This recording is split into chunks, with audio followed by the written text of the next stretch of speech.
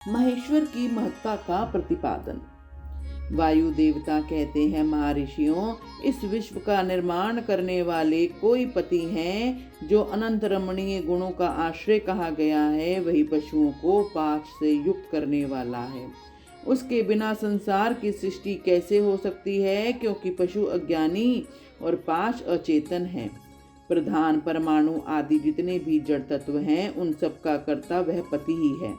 यह बात स्वयं समझ में आ जाती है। किसी बुद्धिमान या चेतन कारण के बिना इन जड़ तत्वों का निर्माण कैसे संभव है। पशु, पाश और पति का जो वास्तव में पृथक पृथक स्वरूप है, उसे जानकर ही ब्रह्मवेत्ता पुरुष योनि से मुक्त होता है। क्षर और अक्षर ये दोनों एक दूसरे से संयुक्त हैं। पति या महेश्वर ही व्यक्ता व्यक्त जगत का भरण पोषण करते हैं। वे ही जगत को बंधन से छुड़ाने वाले हैं। भोक्ता, भोग्य और प्रेरक ये तीन ही तत्व जानने योग्य हैं। विज्ञ पुरुषों के लिए इनसे भिन्न दूसरी कोई वस्तु जानने योग्य नहीं है। सृष्टि के आरंभ में एक ही रुद्रदेव विद्यमान रहते हैं, दूसरा कोई नहीं होता। वे ही इस जगत की सृष्टि करके इसकी रक्षा करते हैं और अंत में सबका संहार कर डालते हैं। उनके सब और नेत्र हैं, सब और मुख हैं और सब भुजाएं हैं और सब और चरण हैं। यही सबसे पहले देवताओं में ब्रह्मा जी को उत्पन्न करते हैं। श्रुति कहती है कि रुद्रदेव सबसे श्रेष्ठ महान ऋषि हैं।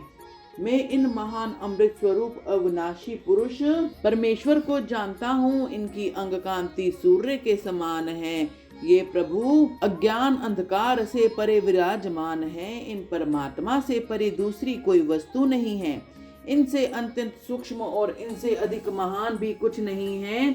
इनसे यह सारा जगत परिपूर्ण है। इनके सब और हाथ, पैर, नेत्र, मस्तक, मुख और कान हैं। ये लोक में सबको व्याप्त करके स्थित हैं। ये संपूर्ण इंद्रियों के विषयों को जानने वाले हैं, परंतु वास्तव में सब इंद्रियों से रहित हैं। सबके स्वामी, शासक, शरणदाता, सहृदय हैं। ये नेत्र के बिना भी देखते हैं और कान के बिना भी सुनते हैं। ये सबको जानते हैं, किंतु इनको पूर्ण रूप से जानने वाला कोई नहीं है।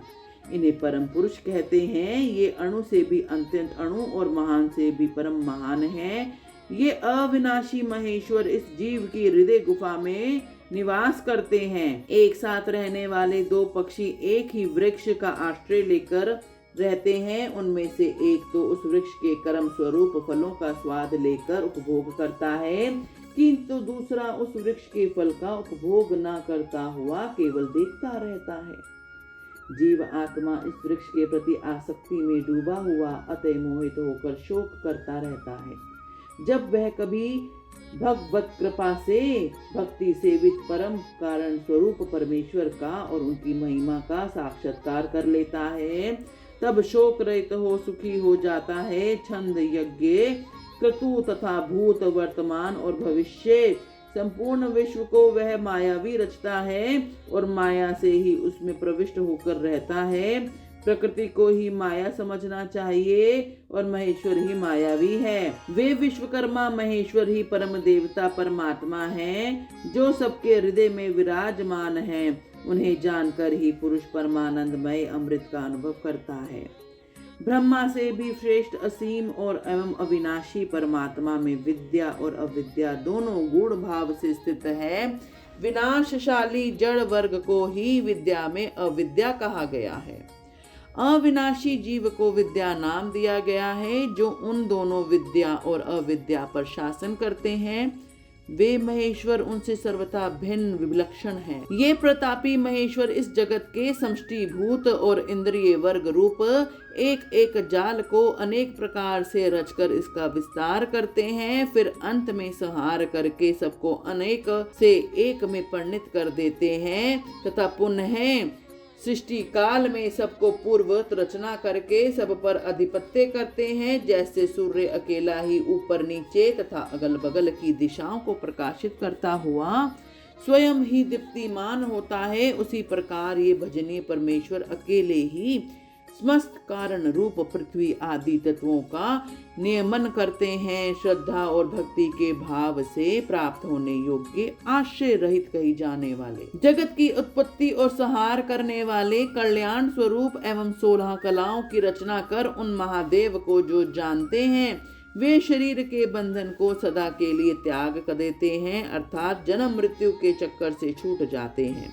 वे ही परमेश्वर तीनों काल से परे, निष्कल, सर्वज्ञ, त्रिगुणाधारी ईश्वर एवं साक्षात परमात्मा ब्रह्म है। संपूर्ण विश्व उन्हीं का रूप है।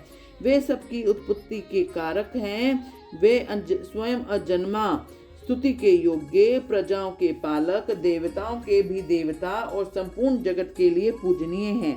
अपने हृदय में विराजमान उन परमेश्वरी की हम उपासना करते हैं, जो काल आदि से परे, जिनसे यह समस्त प्रपंच प्रकट होता है, जो धर्म के पालक, पाप के नाशक और भोगों के स्वामी तथा संपूर्ण विश्व के धाम है, जो ईश्वरों के भी परम परमेश्वर महेश्वर, देवताओं के भी परम देवता तथा पतियों के भी परम पति, उन भुवनेश्वर के भी ईश्वर महादेव को हम सबसे परे जानते हैं। उनके शरीर रूप कार्य और इंद्रिय तथा मन रूपी कारण नहीं है, करण नहीं है। उनके समान और उनसे अधिक भी इस जगत में कोई नहीं दिखाई देता। ज्ञान, बल और क्रिया रूप उनकी स्वाभाविक पराशक्ति वेदों में नाना प्रकार की सुनी गई है। उन्हीं शक्तियों से इस संपूर्ण विश्व की रचना हुई है। इसका ना कोई स्वामी है, ना कोई निश्चित चिन्ह है, ना उस पर किसी का शासन है। वह समस्त कारणों का कारण होता हुआ भी उनका अधीश्वर है। उनका ना कोई जन्मदाता है, ना जन्म है, ना जन्म के माया मल आदि हेतु हैं। वह एक संपूर्ण विश्व में समस्त भूतों में गुह रूप में व्याप्त है। वही सब भूतों का अंतर आत्मा और धर्माध्यक्ष कहलाता है। वह सब भूतों के अंदर बसा हुआ है, सबका दृष्टा, साक्षी, चेतन और निर्गुण है। वह एक है, वशी है, अनेकों विश्व आत्मा, निष्क्रिय पुरुषों को वश में रखने वाला है। वह नित्यों का नित्य, चेतनों का चेतन है। वह एक है, कामना रहित है और बहुतों की कामना पूर्ण करने वाला ईश्वर है। साख्य और योग अर्थात ज्ञान योग और निष्काम कर्म योग से प्राप्त करने योग्य सबके कारण रूप में उन जगदीश्वर परम देव को जानकर जीव संपूर्ण पाशों से मुक्त हो जाता है। वे संपूर्ण विश्व के सृष्टा, सर्वज्ञ, स्वयं ही अपने प्राकट्य के हेतु ज्ञान स्वरूप काल के भी सृष्टा, संपूर्ण दिव्य गुणों से संपन्न, प्रकृति और जीव आत्मा के स्वामी, समस्त गुणों के शासक तथा संसार बंधन से छुड़ाने वाले हैं। जिन परम देव ने सबसे पहले ब्रह्मा जी को उत्पन्न किया और स्वयं उन्हें वेदों का ज्ञान दिया, अपने स्वरूप विषयक बुद्धि को प्रसन्न करने वाले उन परमेश्वर विशिव को जानकर मैं इस संसार बंधन से छूटने के लिए उनकी शरण में जाता हूँ। यह वेदांत शास्त्र का परम गोपनीय ज्ञान है। पूर्व कल्प में मुझे इसका उपदेश किया गया था। मैंने बड़े भारी सौभाग्य से ब्रह्मा जी के मुख से इस ज्ञान को पाया था। शम दम से रहित हो इस परम उत्तम ज्ञान का उपदेश नहीं देना चाहिए। जो अपना पुत्र सदाचारी और शिष्य ना हो उसे भी नहीं देना चाहिए। जिनकी परम देव परमेश्वर में परम भक्ति हो, जैसे परमेश्वर में ही वैसे ही गुरु में भी है, उस महात्मा पुरुष के हृदय में ही बताए हुए रहस्यमय अर्थात प्रकाशित होते हुए। अतः संक्षेप से यह सिद्धांत की बात सुनो। भगवान शिव प्रकृति और पुरुष से परे हैं। वे ही सृष्टि काल में जगत को रचते हैं और संहार काल में पुनः सबको आत्मसात कर लेते हैं। बोलो हर हर महादेव।